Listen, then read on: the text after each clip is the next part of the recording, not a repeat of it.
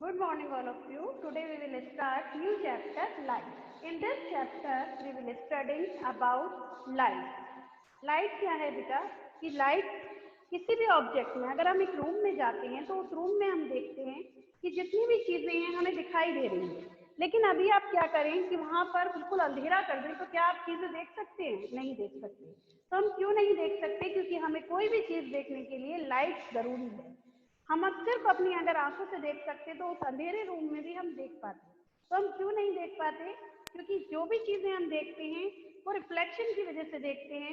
अगर मान लो ये बुक यहाँ रखी है तो इस पर जो लाइट रेज इसके ऊपर पड़ती हैं और वापस आइस तक जाती हैं, तो तब हमें ये बुक दिखाई दे रही है। ये जो भी चीजें हमें अपने अराउंड दिखती हैं वो सब किसकी वजह से दिखती हैं? Due to light.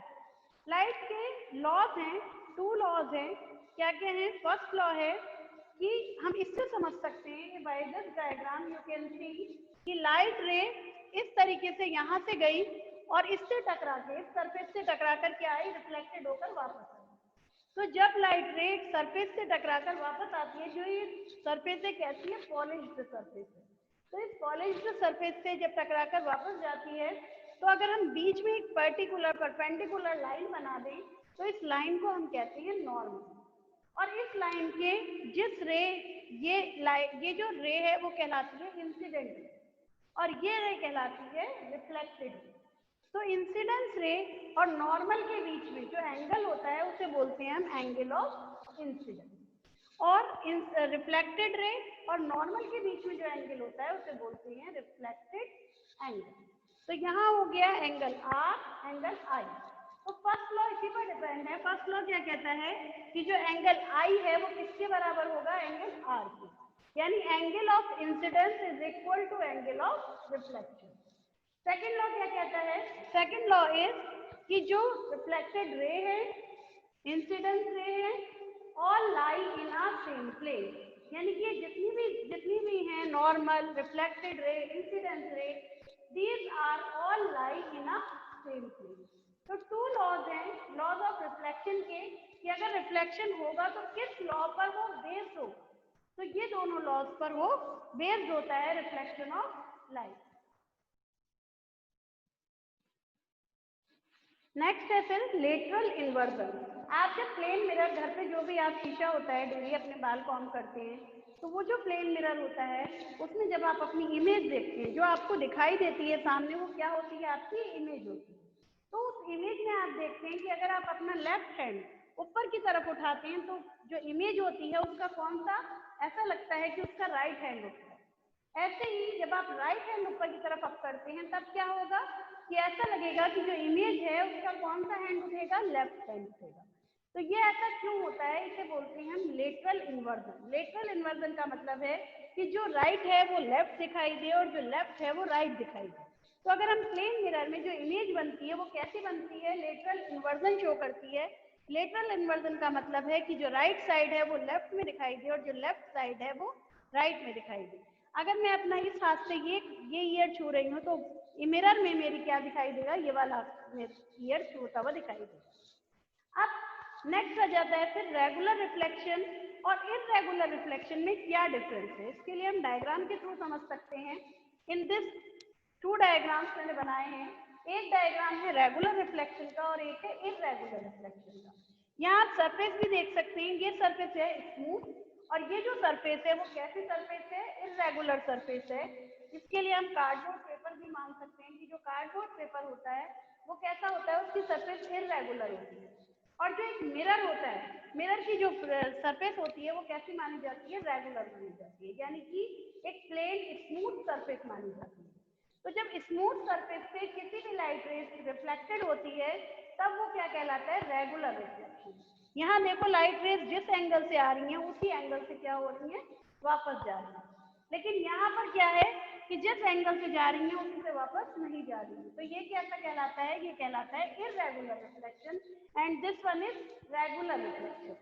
अब हमने आई से ये तो पढ़ लिया कि रिफ्लेक्शन होता है कि अगर कोई चीज लाइट रेज किसी पर टकराती है तब हमें हमारी आंखों तक उसकी इमेज बनती है।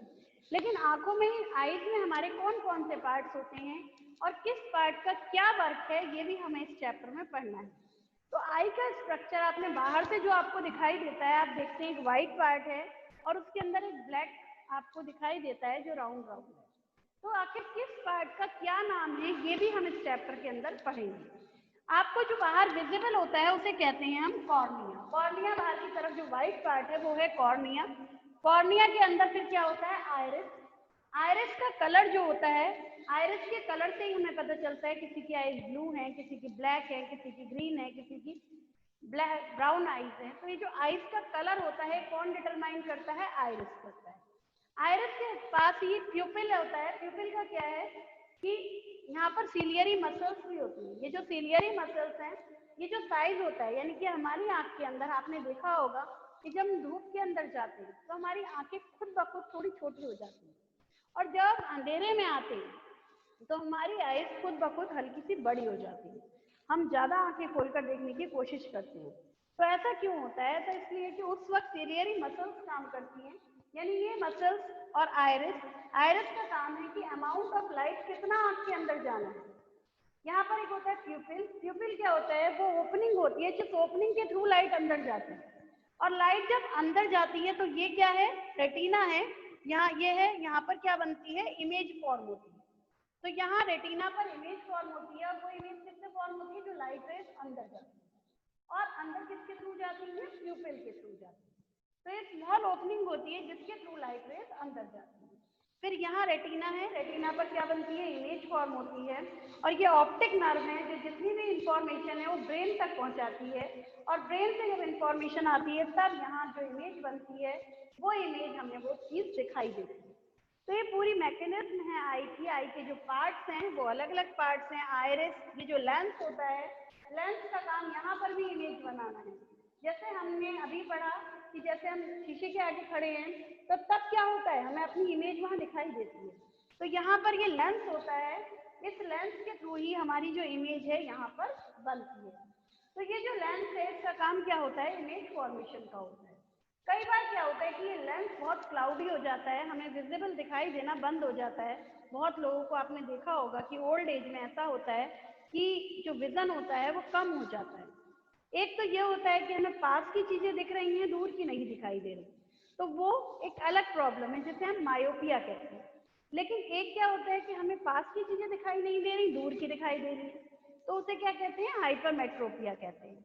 अब मान लो दोनों ही दिखाई दे रहे हैं लेकिन हमारा जो लेंस है ना बाहर पास का देख पा रहे हैं ना दूर का देख पा रहे हैं, तब क्या होगा कि हमारे लेंस जो है, लेंस ही खराब हो गया। उसमें उस इफेक्ट को, उसको कहते हैं हम कैटरेक्ट। कैटरेक्ट या मोतियाबिंद वो तब हो जाता है जब हमारा जो लेंस है वही क्लाउडी हो जाए। ये ओल्ड एजेस में ज्यादा होता है, आपने सुना भी होगा। तो ओल्ड एजेस में इसका ऑपरेशन होने के बाद, ऑपरेशन होके हम इस लेंस को ही चेंज कर देते हैं। ये जो लेंस है इसको निकाल देते हैं, इसकी जगह दूसरा लेंस डाल दिया जाता है। तो वो उसके थ्रू क्या होता है कि दोबारा से हमारा विजन वापस आ जाता है। लेकिन इन सब प्रॉब्लम से बचने के लिए हमें क्या करना चाहिए, अगर हमें कोई प्रॉब्लम आइज की ना हो, इसके लिए हमें क्या करना चाहिए, हमें रेगुलर अपनी आइज का क्या करवाना चाहिए, चेकअप करवाना चाहिए। और हमें क्या करना चाहिए, हमें अपनी आइज को फ्रेश वाटर से रहना चाहिए। और क्या करना चाहिए कि अगर हम बहुत देर से लगातार कोई चीज कर रहे हैं, पढ़ाई कर रहे हैं या हम कंप्यूटर पर वर्क कर रहे हैं, तो थोड़ी देर के लिए, 5 मिनट के लिए अपनी आंखों को बंद कर लेना चाहिए ताकि हमारी आंखों को रेस्ट भी मिले।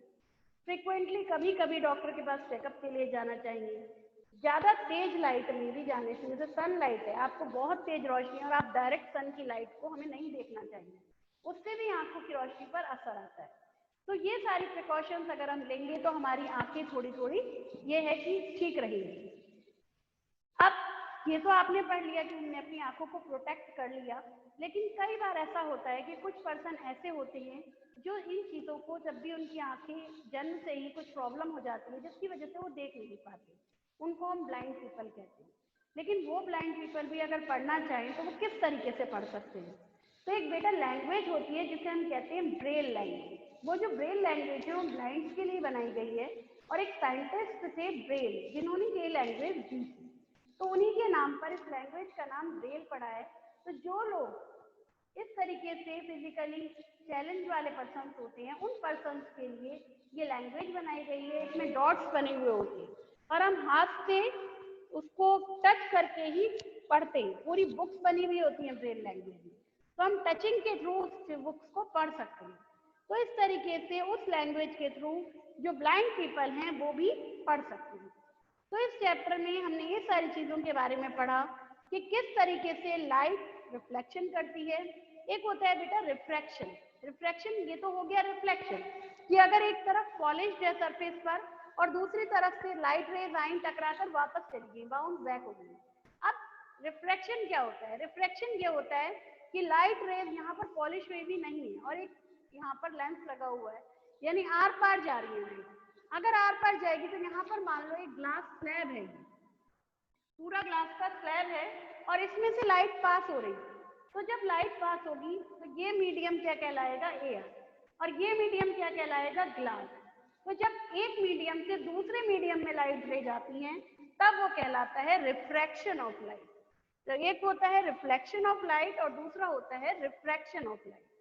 तो इस तरीके से हमें इन चीज़ों का दोनों में बिल्कुल डिफरेंस होता है। उसमें आर पार लाइट पार हो जाती है लेकिन इसके अंदर रिफ्लेक्ट होकर वापस आती है। इसमें एक ही प्लेन में लाइट होती है, यानी इसी तरफ लाइट रेज रहेंगी, लाइट रे टकरा कर क्या होगी? वापस जाएगी। तो क्या हुए laws of reflection? First laws of reflection क्या है कि जो इंसिडेंट एंगल होता है वो इक्वल होता है रिफ्लेक्टेड एंगल, ठीक है। और सेकेंड लॉ हमारा क्या कहता है?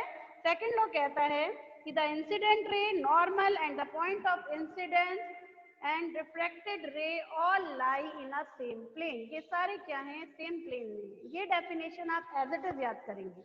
ये लॉज आपको एज इट इज याद करने हैं, आपको 9th में भी इसके याद करने की जरूरत पड़ेगी, आप अभी याद कर लेंगे, बहुत अच्छी बात है। इससे रिलेटेड हम कुछ न्यूमेरिकल्स भी करते हैं। तो अभी आपको ये मैंने चैप्टर समझा दिया है। इससे रिलेटेड कुछ भी प्रॉब्लम हो तो अब आप मुझसे